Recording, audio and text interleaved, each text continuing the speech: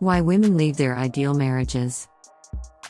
Maybe you've personally experienced what I am about to discuss, or maybe you have just seen women around you make the decision to leave their marriages. Either way, this blog is intended to discuss certain themes I have seen as a relationship therapist that are associated with women, in particular choosing to leave their ideal marriages.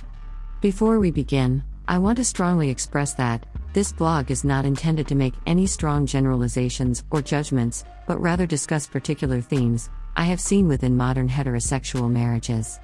Also, when I say ideal marriages, I'm referring to the list of societal checkmarks that project a good husband, example, doesn't cheat, doesn't steal, isn't abusive, is committed, is a good father or provider, etc., etc. There's no denying that marriage and commitment have all been redefined in our society. Generational shifts, gender-related shifts, empowerment and free choice have all influenced the ways in which the modern person identifies, views tradition, and responds to commitment.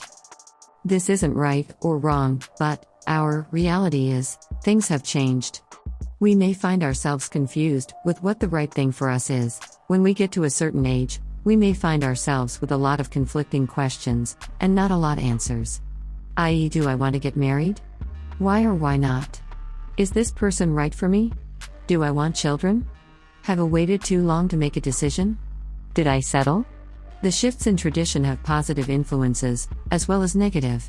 The negative influences can be that it lacks a supportive direction, because we have so many choices, thus leaving us potentially feeling more and more confused with where to go. As a modern relationship therapist, I have seen certain trends that commonly pop up in clients' experiences. One of which is many women making the decision to leave their, on paper, ideal marriages. Sometimes seemingly out of the blue, after years of commitment and perceived happiness. When working with heterosexual couples, statistically speaking, I have had more women make this decision to leave than men. Again, not labeling or judging this as good or bad, just strictly a common observation. Does this surprise you? In the big picture, I find this interesting. Why women leave. Obviously every woman, every man, everyone is different. We cannot possibly chalk this up to one argument that insists all women who chose to leave their marriages do it because. Rather, I would like to identify 3 causes I have consistently found throughout my experience as a relationship therapist that have been leading factors to the whys of women leaving their ideal marriages. Number 1. Why women leave their ideal marriage. They've lost or have redefined themselves.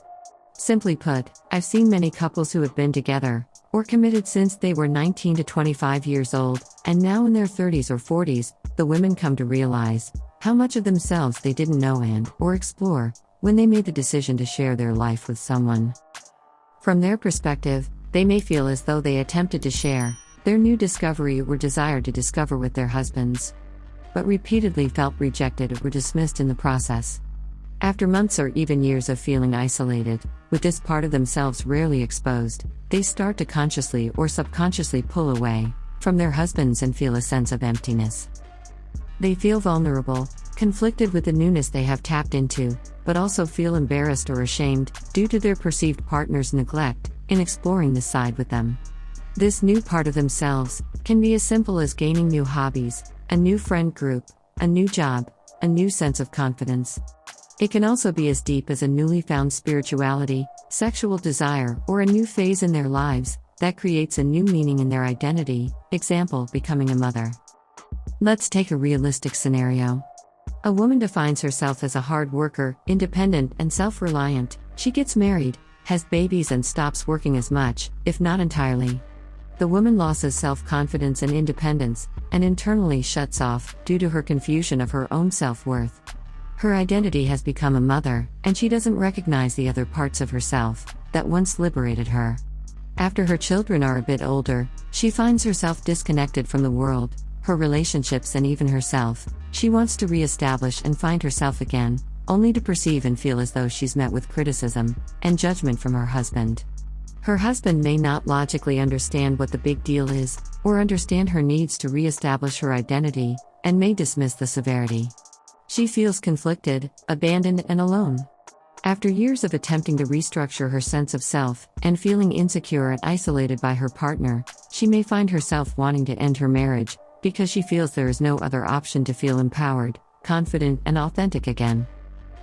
Number 2.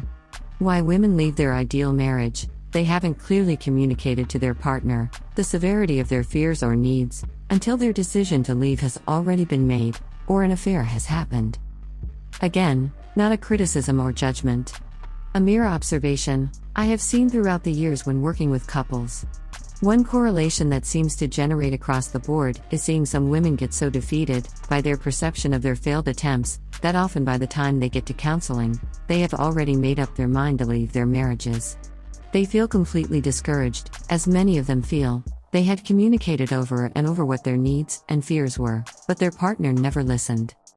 Again, no right or wrong, but as the objective perspective in the room, I can see how some of these women perceive the situation, and why it would feel discouraging to them.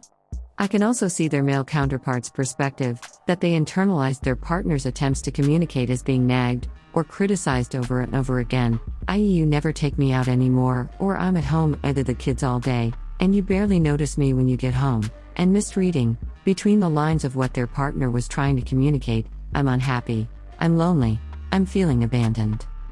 This disconnect in communication is common in all the relationships I work with, and I explain it in terms of a vulnerability scale. I ask my clients to rate themselves, based on a scale of 1 to 5 in vulnerability.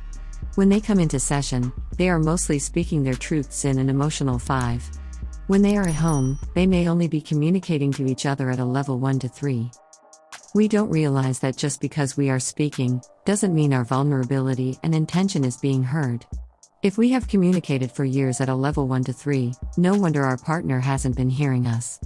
A level 1 to 3 has a tone, is often aggressive or demanding, it is protecting our overall insecurities, and is wrapped up in unnecessary content. This message is very different than communicating to your partner at a level 5 and expressing your deepest needs, insecurities, and feelings without defensiveness. The unfortunate part of this situation, it's simply due to lacking tools. Most of us don't know how to speak at a level 5 with our partner. Most of us feel isolated or misunderstood by our partner at times. Most have shut down. Years of perpetuating this cycle, I can understand why couples separate. It's exhausting. However, my suggestion, if you are currently experiencing this, seek support right away. This could save your relationship.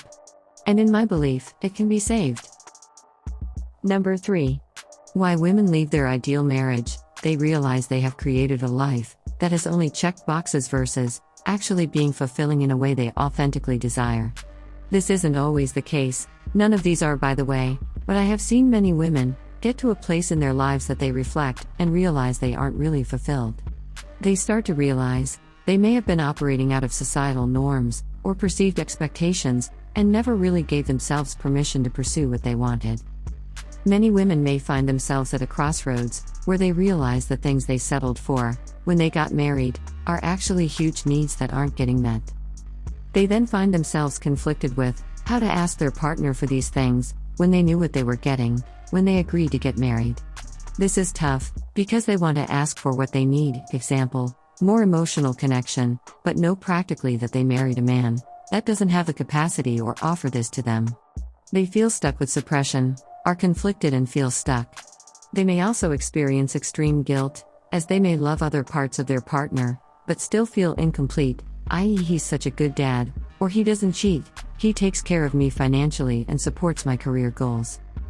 This video may really resonate with you, it may shake up a lot for you as well. Maybe you're a woman who can relate to these feelings. Or maybe you're the man who struggles with understanding why their wife is leaving and or left. This video is intended to promote insight and awareness. Everyone's story and situation is different, and everyone has the right to make their own decisions, but if you're in a situation that is similar, and you'd like to prevent divorce, or have a safe space to discuss divorce, counseling can be incredibly helpful. Learning the tools to better understand yourself, as well as how to speak more clearly with your partner, can be exactly what your relationship needs in order to grow. Counseling can be a preventative tool as well, so it's never a bad time to seek someone out to assist with building more understanding and clarity within your partnership.